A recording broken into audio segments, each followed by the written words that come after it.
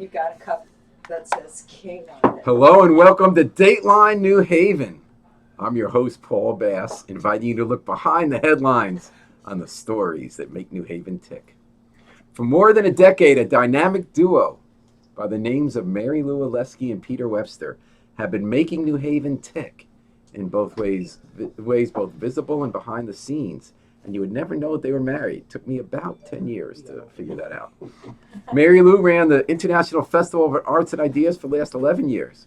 Her husband Peter has been a tireless community activist fighting crime, organizing neighbors, and crusading for change in the Wooster Square neighborhood and the city at large.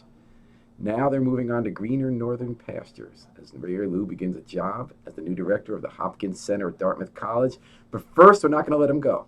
We're going to get their takes on the city they've helped move forward.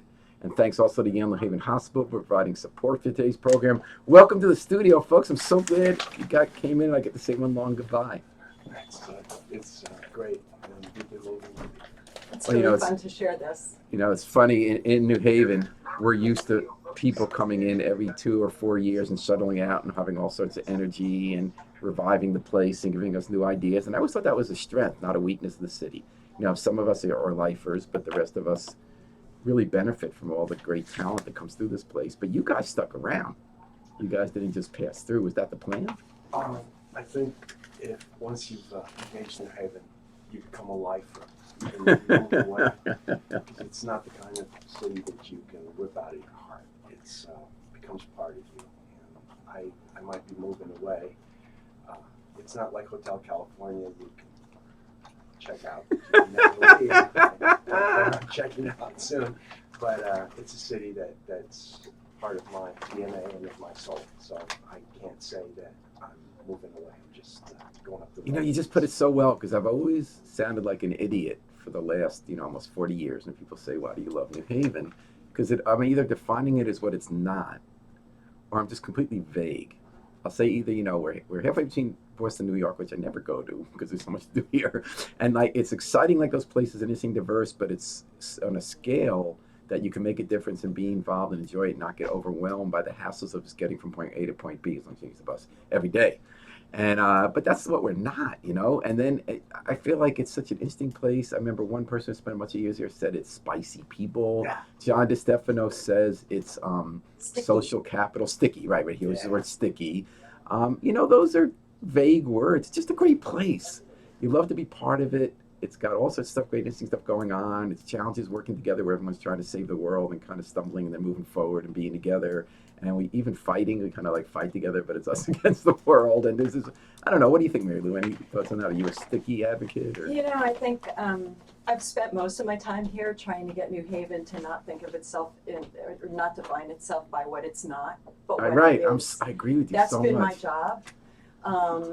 And I think the festival has helped to remind New Haven that it lives on a global platform that's relevant and vital and exciting.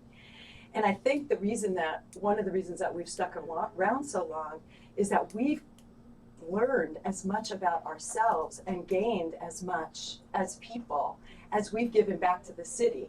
So I think that's called love. Yeah, it is called love. It is called love.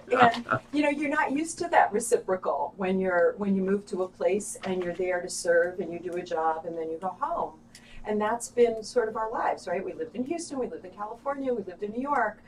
But in New Haven, we learned how to really be citizens.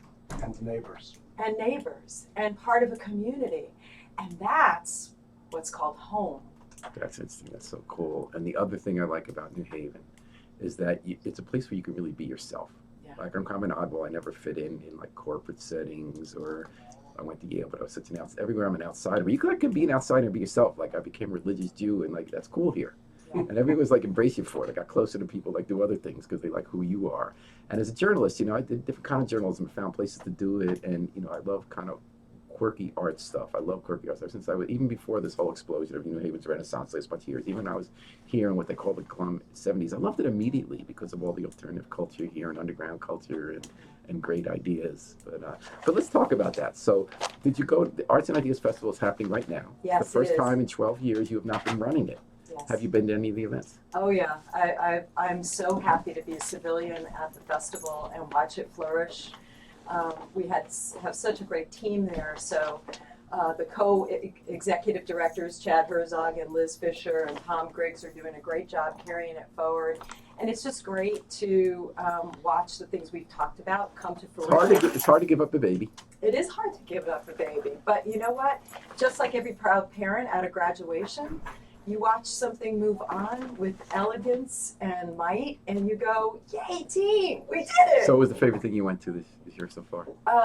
Well, I have to say, All of them. no, I have to. Yes, all of them. But that's a cop out. Tell me your favorite moment. Belonging was so moving. And that was for me. and you nurtured. You saw that Aaron Jafaris was this very talented, homegrown playwright and lyricist, and works a lot with community people, go across barriers, which is that favorite part of New Haven. People from different walks of life who do work together. So he created this play this year. I guess it's a hip hop or a. It's kind of a hip hop theater forum oratorio. It's a new form, I think. And as he always does, he brought in people from the community whose lives are being sung about, who are amateurs, who they're training, and he brought in professionals and that kind of stuff. Yeah. Peter, talk about that. So actually, I have to say something about that. Not to interrupt you, but now you're going to see our You did interrupt, dynamic but that's of our okay. relationship. Yeah. But you know, the thing that made Belonging great was that Aaron was collaborating with someone who really is not like himself, an Asian American composer who cared deeply about social justice,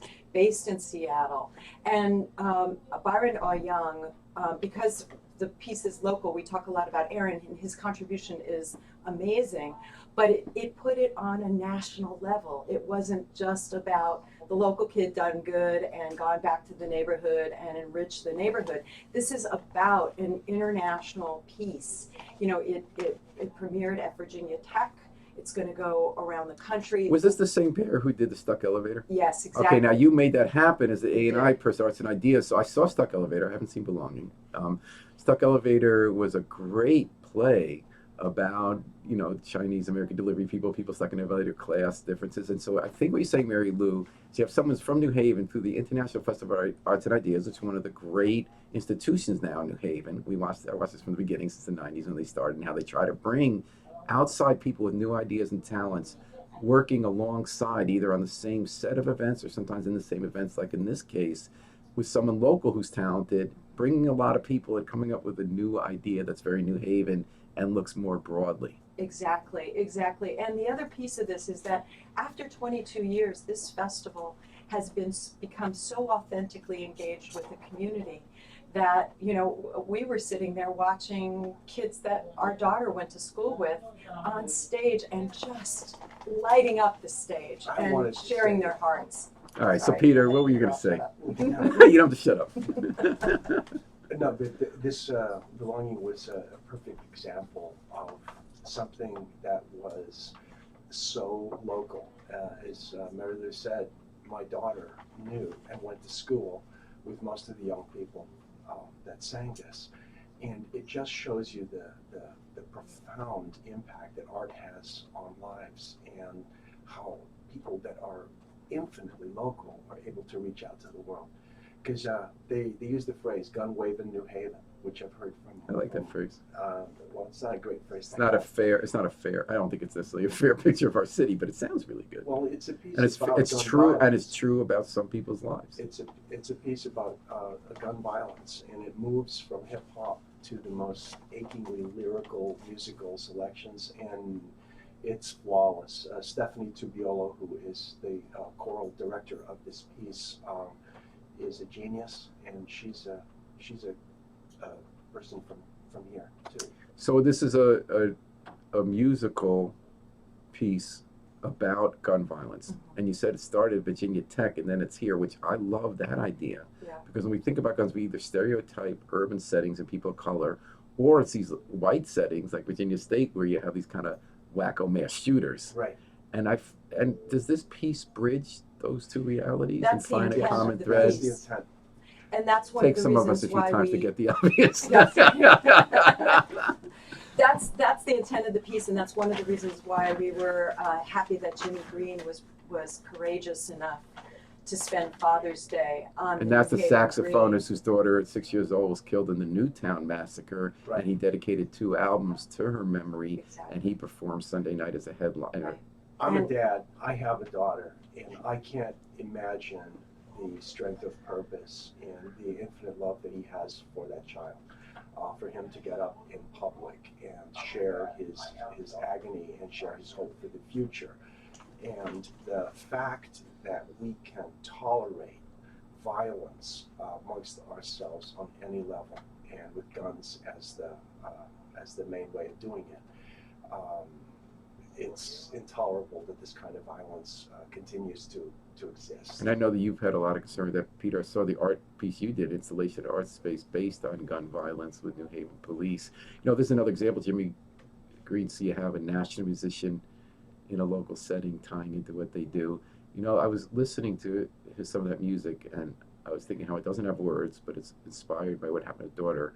And sometimes the way we mark tragedy is to stand up and insist on moving on by saying we're going to keep living even though our lives have changed. We must. And we create something new. I was thinking in Judaism, that's called saying Kaddish for 11 months after we lose someone in death. You say a prayer every day for 11 months, 3 times a day at the prayer service, and it needs to be done in the presence of 9 others, so you're out in community. And the interesting thing about that prayer, and it's persisted for more than 1,000 years, and I think here's why. It's an insight like that with the piece Jimmy Green that had no words about Newtown, but it was about Newtown. That prayer doesn't mention death. It's about proclaiming faith in God because you don't really believe in God when someone dies. You believe in that just doesn't fear. It's the moment when life seems the most unjust and it makes the least sense. And the tradition, I think in all faith traditions and cultural art traditions, the traditions persevere that have truth about how we live and how we continue to live. So the idea, and I found there's so much insight in this, is that you have to be coming out of your house after the first 7 days when people come to your house in the presence of other people and stand up and declare at least the possibility, imagining of moving on, but not pretending that your life hasn't changed, because you're remembering it every day and you're thinking about it, incorporating it into daily life as you emerge and return to your rituals, other daily routines, and live your life in other ways, but you still remember that it's been shaped, the person you've lost, but that you're going to keep on living. And that's kind of our calling as human beings. And I kind of feel like that's what Jimmy Green was doing with Newtown. Absolutely. That was so beautifully said, Paul. Thank you for that. Yeah. And I think actually all of Sunday in New Haven was that kind of prayer because it engaged community. And yet, if you didn't know the story and you listened to Jimmy's music supported by the New Haven Symphony, you'd know it was great art. And he was nominated for a Grammy, and you were communed with his art and his heart and his family's hearts. And the act of creating it, however it's interpreted by other people, is the tribute. Absolutely. Right. And it keeps, and it's something about keeping his daughter's memory. Right, and art is generous because I believe that when a note of music goes out, if there's a great word, if there's anything like that, what's being memorialized will live on until the last memory of the last person who remembered that dies. And things that move us deeply, we tend to share with other people.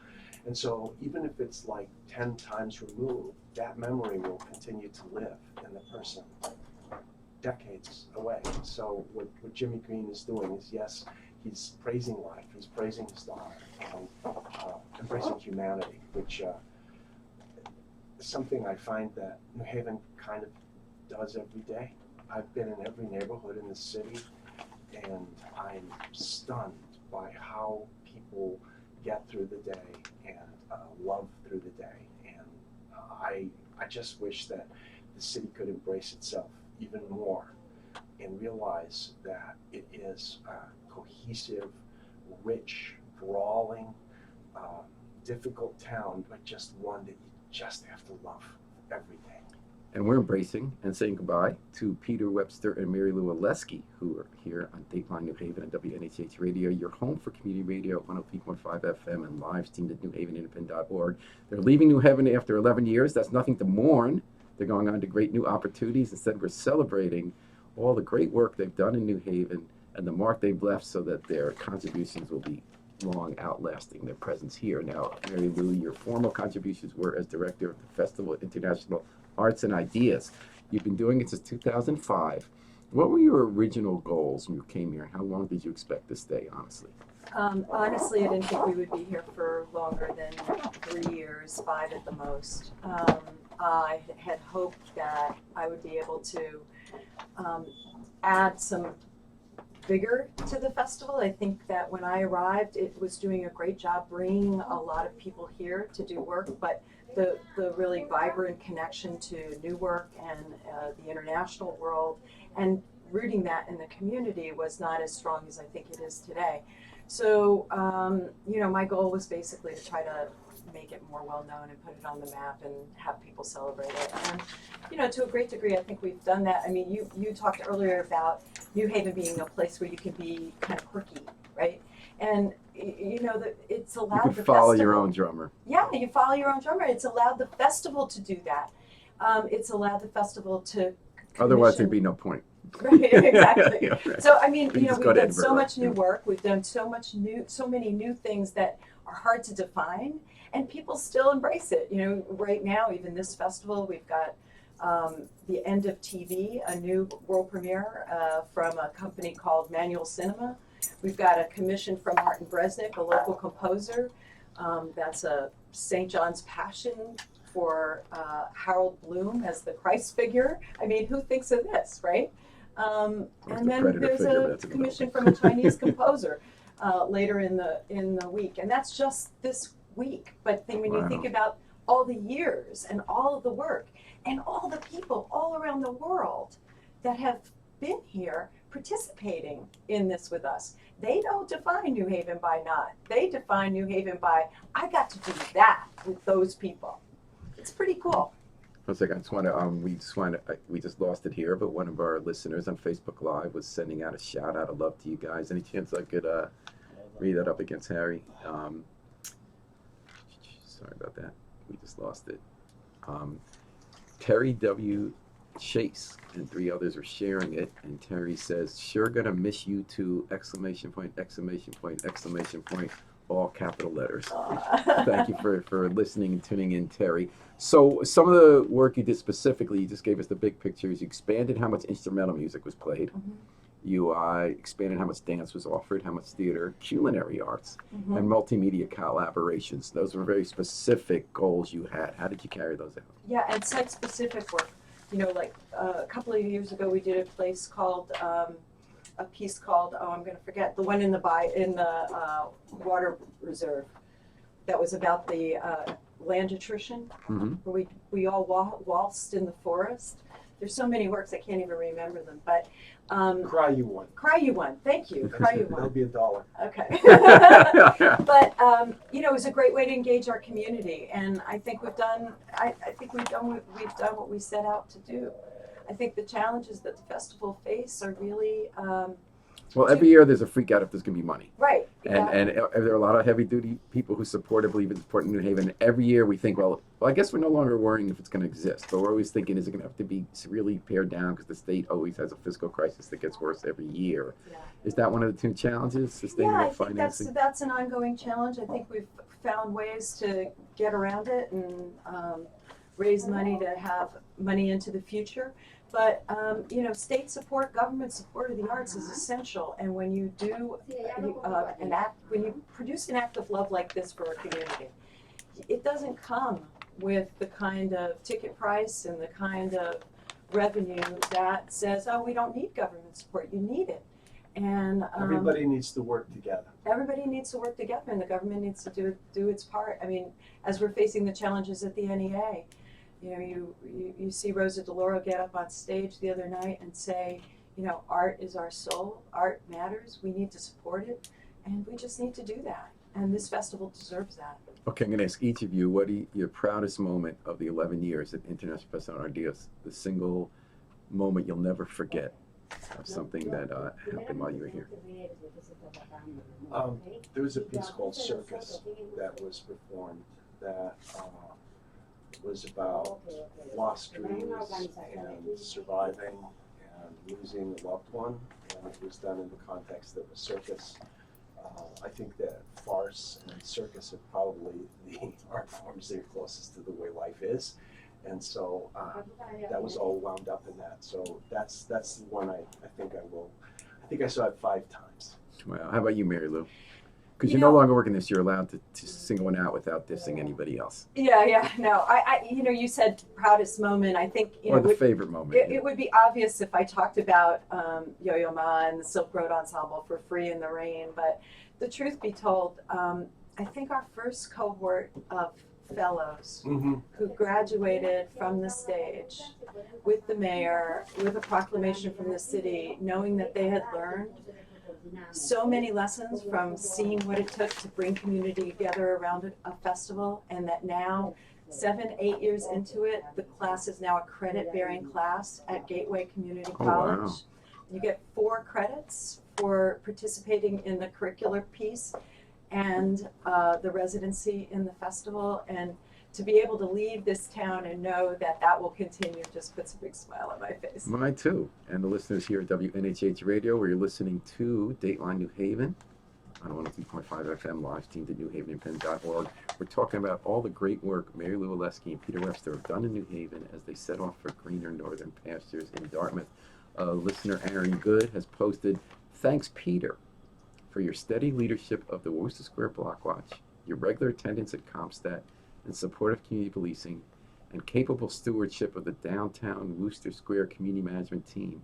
A pleasure and a privilege to work with you!" Exclamation point. That's the lead into some stuff I wanted to ask you about. So you lived in Worcester Square, and Peter came here in such an unassuming way.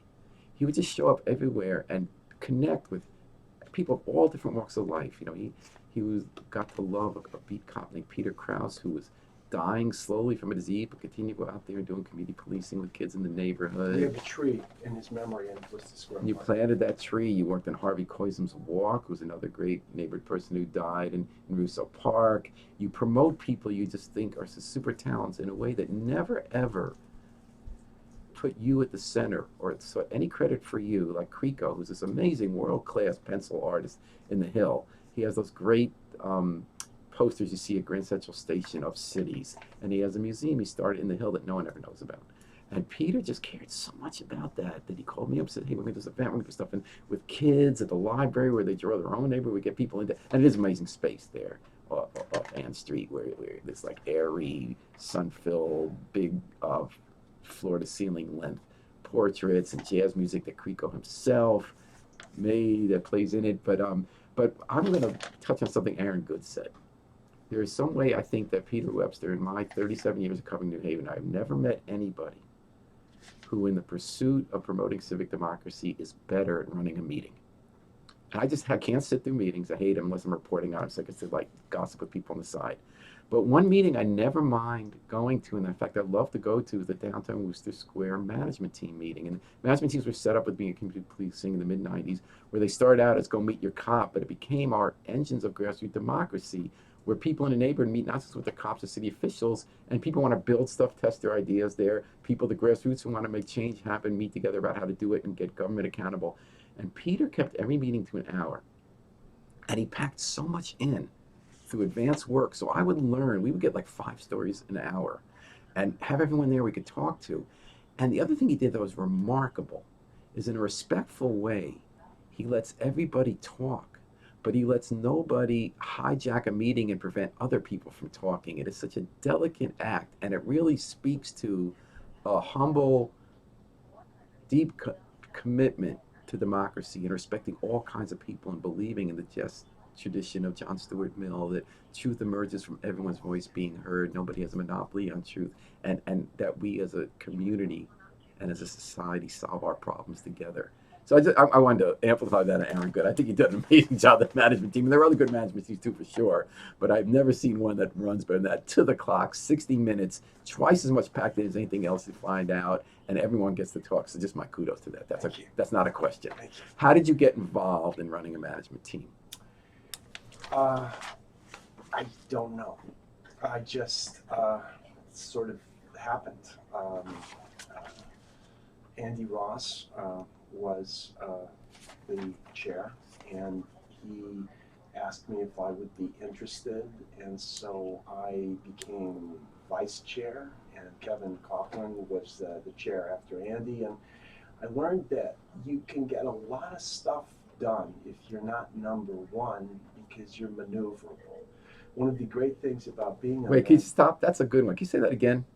And that, because I'm sure this isn't just about this committee. You can get a lot of stuff done.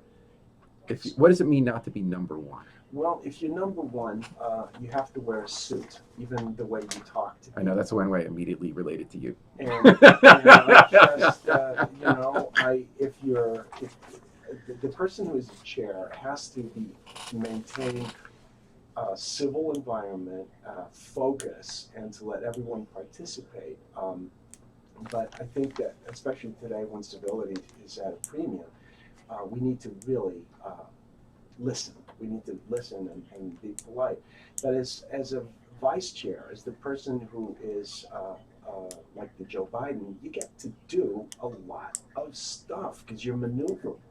And you get to actually listen to people and talk to people. And I started to find out about the city. I saw the joy.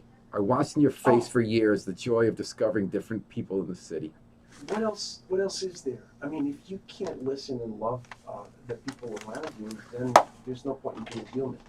And this is a great city filled with people who have got dreams, people who have needs, and have a lot to offer if you just listen and build together. And I saw a lot of meetings where there was a lot of bitching going on and complaining. And I think that the key is not bitching, but pitch in. You gotta pitch in. You gotta pitch in. You gotta work together. That's all. And so our listener Malcolm Shaka Zulu Welfare writes in, "Hey Peter! Exclamation point!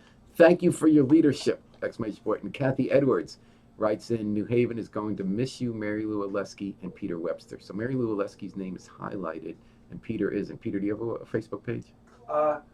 Yeah. So maybe Kathy just put a hashtag next to Mary. Oh, okay. Maybe they're friends.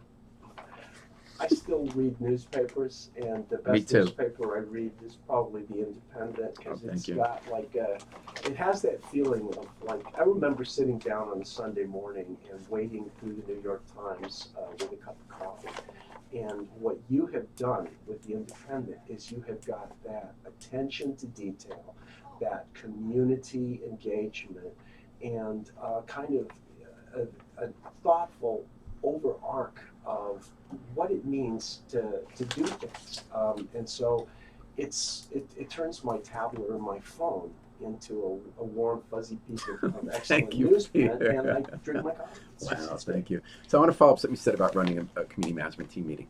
So there's some great personalities in your neighborhood, as there are in many. And the people who show up care so much about zoning, about voting registration, about the arts, about university and community together, about crime. And some people there are very informed, and they do sometimes hijack public meetings in other settings, and not out of bad motives. They care so much and they just can't stop. And once in a while I watch some discussions about, let's say, the proprietors in the green, where one person had a very strong point of view, and I love this guy. And he was been pretty hard on the person. And you made sure he got to have his say, but you also made sure he wasn't mean to the person who came in, that didn't turn into a beat-up session. And that the person who came in also felt like it was worthwhile to participate in such a subtle way. And there are other people who you made sure that cared so much about the zoning issue on the table, the voting issue on the table, but it's the only setting I've seen them in 10 or 20 years where they didn't go on for more than a few minutes, but they weren't shut up. And I just still can't figure out how you did that, Peter. I don't know how you do that. I'm not good at it. You know how he does it, Paul? I have to say, Peter has such sincere kindness.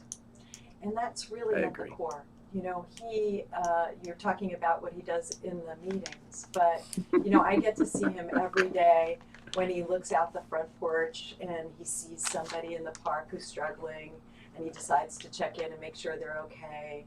Or he sees a police officer responding to a call that needs assistance because there's a 6-year-old young man strapped into the back of a car that's been abandoned basically by his father. I mean, the things that you don't see are really what inspires me about Peter, and the kindness that drives him to do those things. And the kindness is- of people on all sides. Like some people want to Absolutely. rescue the kid or the person who Exactly. they either get so consumed with victims of crime that they demonize the people who commit the crimes, or they're so concerned legitimately with people who've been screwed by society and sometimes act out and need help that they might demonize cops or people complain about the crime. And Peter has managed through all these years to advocate for everybody Yeah, and exactly. try to find solutions. We're trying our best, and it's really hard. And I know that police get a bad rap, but I think that the department that we have in this city should be judged on its own merits and not compared to departments in other cities, because I've seen what these women and men do 24 hours a day, and I couldn't do it. Yeah. And so Well, I always thought that was the big mistake of the '60s was the demonization of police officers. Yeah. Like it was really important about police misconduct, just like it's really important to talk about journalistic misconduct, and it's really important in every field to talk about misconduct. But by calling cops pigs, in my opinion, when they're doing a really tough job that most people wouldn't want to do, no. I thought it was really classist and bigoted, and that I still believe today. Like the Independent, we crusade against isolated incidents that we think are really bad police misconduct, including the arrest of one of our photographers. But that doesn't mean that most cops are that way. It doesn't mean those same cops aren't doing great work in other days, and that I think it gets us further from solving problems by demonizing either side of law enforcement. The arrestees or the arresters. Just, I'm a gadfly. I'm out at all hours of the day and night, and I've just seen so much stuff going on, and it's the people who are shooting people are weird doing that, not them, and Wow. we need to work together. We do, and we also have to remind people that are listening to Dateline New Haven on WNHH Radio. Your home for community radio, 103.5 FM, and live streamed at newhavenindependent.org. Thanks for the people sending in comments and listening at home or watching us on Facebook Live.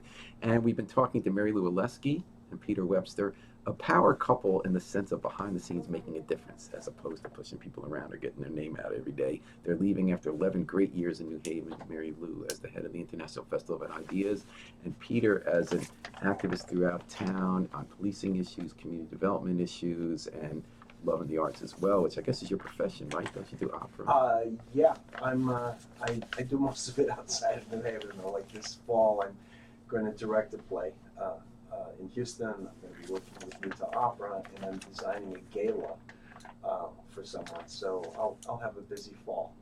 How did you guys meet? We met through the theater, basically. When and where? Houston, Texas. Houston, Texas. Well, so who's going to tell the story, me or you? Okay, well, I'll do it more. I want you both to. Let's hear Mary Lou's first, and then Peter's spicier version. All right. Okay. So I was the general manager at the Alley Theater in Houston, and Peter was hired, and this was in the 80s, late 80s? No, early 90s.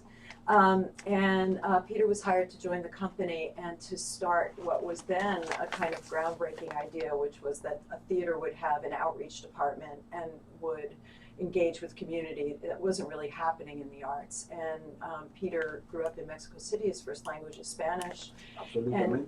His family lived in Houston, so it was a good match, except for one problem. He was one of the most arrogant, insufferable people I had ever met. God, I can't imagine that. Oh, yeah. Oh, it was unbelievable. Okay, time has mellowed you. Okay. It was unbelievable. Because I think of the opposite words from Peter. Yeah, that's because So people can change. Wow. that's because of Mary Lou, actually. Very I was, cool. Very cool. I was a nasty. It was that Y chromosome thing, and I. Sure, my wife did that to me, but I never got to your place. Haven't completely got rid of it. Anyway, so tell me about the day you met and what it was like. So we met by phone mostly when I was dealing with his contract, and he was just awful. He was just awful to deal with, even on the phone. And when he arrived, This is I the guy thought who he owns the was community management teams in like the Yeah. heroic Gandhian way. Yeah. Okay. absolutely. Low ego. And he arrived with this kind of sense of Love this. grandeur Some grandeur. and superiority that was like just had me rolling my eyes. How old were you guys for- at the oh, time? well, this known was each 20. other We've been 20 married for 25 years. We've known each other for 26. So, So it's 26 years ago. Okay, yeah. last So century. he was in his early 40s. I was in my early 30s. But, right? I don't know. I don't know. Anyway, but So you didn't beat it in a math contest. Okay. no. And then we kind of fought. He didn't think we fought, but I thought we fought. For What were you about fighting a year. about? I just like Everything. Give me one he would example. come up with these ideas, and he would show up in my office as if he could command my attention at any point in time he wanted. Give me and I one would idea whether he was like pushing. He came into he was going to do a pastorella, a passion play, basically. That's not. Well, a pastorella in. No, it was the passion play. No, Yeah, it was not the pastorella. No. He was going to do a passion play in a church, in a barrio. And he had this whole graphic element that he had been thinking up that was completely counter to the brand of the organization, and it had death dies, love wins, or something in a skull, and it was just like. And he shows up in my I would have been the office first like person attending that, by the way. That sounds forcing great. me to embrace this idea.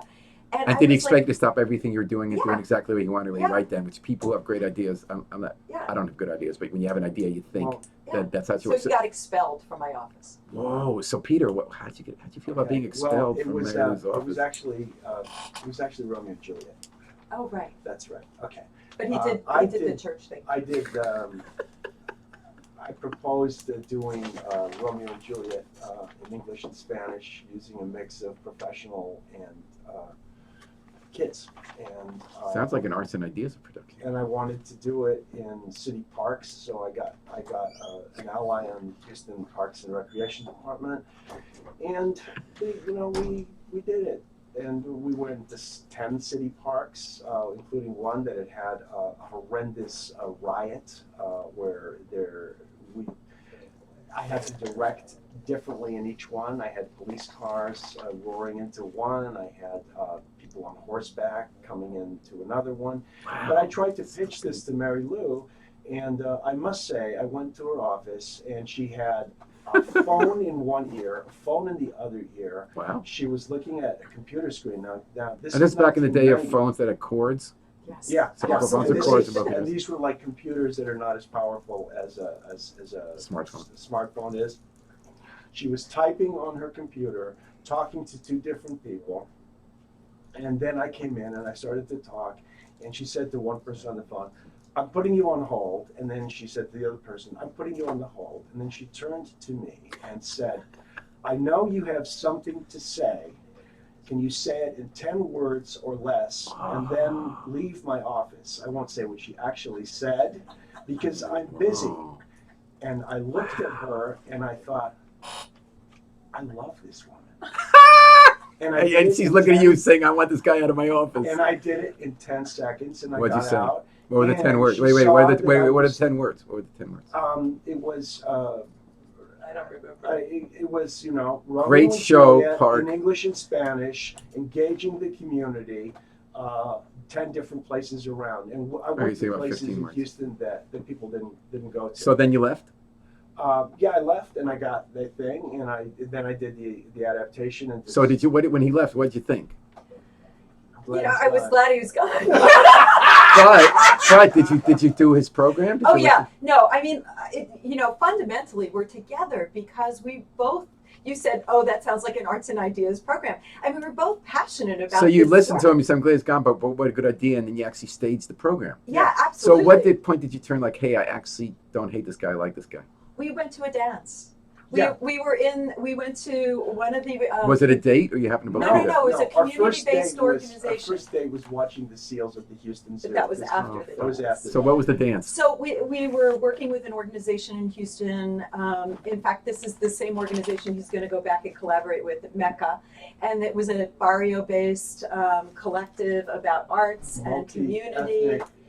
And they had a gala, and there was salsa music, and we were like the grown-ups in the room, and we were expected to dance. So we danced, and we fell in love. My wife- So was it at that dance? Yeah. Yeah. So when you were dancing, did you feel a change? Yeah. I mean, classically, obviously, you had passion about this person. It's just that the first was negative passion. He had positive passion. But was it during that salsa Yeah. dance? Yes, It was a merengue, That's actually, beautiful. which is a really fast. So how art dance. can bring people together. Yeah. Oh yeah. Wow. Oh yeah. My wife is also a fabulous dancer, and she muy caliente, and really wonderful. And so, there were these. Actually, Mary Lou, it wasn't a gala; it was a rehearsal. It was a rehearsal dance for Romeo and Juliet. So we had the room I filled love the with, fact checking you both do to each other. with people from El Salvador, and Guatemala, and Panama, and Mexico, and I mean, just every kind of person. And they put on the record, merengue is really, it's like, and they thought, oh, the old white people are going to like that. And then they went, oh, and we did good. So I have to say something about you in the context of this conversation. People don't realize that I think you were the first person that ever called Peter an activist. He was shocked when he read that about himself. Yep. Because up until we came to New Haven, Peter was making these groundbreaking, site-specific, multinational, even in California, he worked with the Old Globe Theater and did a bilingual Romeo and Juliet in Tijuana and in San Diego. And on top of that, he was a world-renowned and continues to be an important drama coach for opera singers, some of the most important opera singers in the world right now. Joyce DiDonato, Eric Owens, were his students. And when we came to New Haven, Peter never promoted himself Never. in that way. It's the humblest Never. guy just about I know. Once. And he basically never took know. that passion and that artistry and committed it to family and community in a way that was so and is so profoundly generous that all of my unbelievable misrepresentation of him as an arrogant, insufferable person was overcome. And I think, Peter doesn't get thanked enough for putting his own artistry aside and actually turn that energy into the passion of an activist. And, that's kind of what I said when we first started talking. New Haven taught us how to be citizens in a way that we hadn't known. Yeah. And it's, when I was an actor, I didn't like it because in the first place, you have to do the same, can I say damn? Yes. Okay, you have to do the same damn thing 8 to 10 times a week. And when I was on Broadway and I had to do that for like a year and a half, I just thought, oh, this is really boring. I might as well, what? This isn't art. This is craft, yes. But then as a director, you get to go home at night and you get to change hats. And I just, being in New Haven, you get to do that. You get to put elements together. Yeah. And my joy in looking at my daughter is to see her becoming independent, self-sufficient, self-confident, and moving on ahead with her wonderful, inventive life. And the people that I've come in contact with, there's a wonderful artist called Amin Ra. I met him. He had all his possessions on his back and nowhere to stay, nowhere to live. But this man was making drawings that open up your heart and your eyes, and he kept working at it. So how can you not celebrate and work with someone like that? And how could you not celebrate the love, the beautiful love you guys have for each other? I'll tell you, I'm a sucker for love and a love story, and I'm still just melting it. I just watched you guys do in 10 minutes talking about how you met each other. And that love story is about Peter Webster and Mary Lou Oleski, their love for New Haven, but even more for each other and for art here in WNHH Radio's Dateline New Haven, or 103.5 FM, live streamed at newhavenpen.org. We just got a few minutes left, and I want to make sure to check in on what you're doing next. So Mary Lou, you're going to be running something called the Hopkins Center at Dartmouth College. What is that? So the Hopkins Center at Dartmouth is it was built in 1962. It's a huge performing arts center. It was built by the same architect that made Lincoln Center. So same period, same arches that you look like that you have at the Met. It's a small version of it. We don't have the Chagalls, but we do have Ellsworth Kellys installed. It's an academic center. It's where the theater and music department lives, and it's also a performance space and a community space. But the thing about the work that I'm going to be doing is not as much about revitalizing and energizing the Hopkins Center as it is to kind of redefine the work that Dartmouth does as a college with arts and creativity at the center. The leadership has really embraced this notion that it's had a rich history in arts and culture, but realizes that you can put out a lot of fun in Sears and computer science majors, but when you embrace creativity through arts and humanities, you make better people. And that's what the future of Dartmouth is going to be about. And I'm feeling very fortunate to be a person who's been asked to help drive that for the president and the provost. Well, if you do 1/10 of what you did here in New Haven, it's going to happen up in Dartmouth too. And Peter, you're following, as usual, you're following your life. There's a little reversal of the traditional 1950s style of how people moved when the man gets the job. And Well, the I woman used follows. to direct, and there was one year when I was home, like maybe less than a month, and when Mary Lou got the gig at the International Festival of Arts and Ideas, I said, well, look, you've put up with me directing in Mexico and here and there and everywhere, and it's your turn. And I don't feel less a man because I'm able to walk the dog or take care of matters like that. I'm still a guy, and I've still got creative stuff to do. But I think that partnership and dynamic equality in a relationship is absolutely vital. And this is a woman who has sparked my interest, my curiosity for 26 years, and I think that I'm really proud of her for what she's accomplished here. But I've seen her do this in cities all across the country, and I'm looking forward to seeing what she comes up with next. And I've got some projects in the works. I'm sure you do, Yeah. Peter. Well, thanks so much for your being so open and telling us. Thanks for everything you've done in New Haven. I'm going to miss bumping into you guys in the street because I'm happy and inspired every time I do. But I'm not sad that you're leaving New Haven, Mary Lou Oleski and Peter Webster. Instead, I'm grateful for all that you brought to the city and how your contributions are going to remain here long after you're gone. So we thank you for all the great things you've done 11 years in New Haven, and wish you even more success as you move to New Hampshire and greater pastures. Thank you, Paul. Thank you so much. Thank you. So thank you for joining us today at Dateline New Haven. Thanks to our guests, Mary Lou Oleski and Peter Webster, two of the great people we'll ever meet. A special thanks to Yale New Haven Hospital for providing support for today's program. We're going to take it out with the Afro-Semitic Experience performing I Wish I Knew How It'd Feel to Be Free from the group CD, A Plea for Peace. Now, we know what it's like to be free. We just got to remember to book our flight. Book your flight with us all day and all night long here at WNHH, New Haven's home for community radio.